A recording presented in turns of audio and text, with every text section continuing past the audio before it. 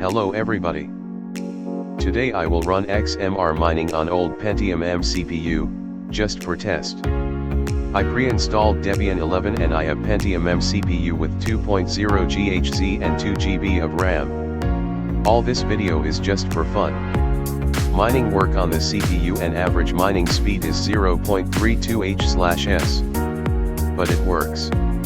I do not advise anyone to mine on such hardware. This is just for experimentation. There is no profit. Thank you for your attention. Like, subscribe to watch another crazy video.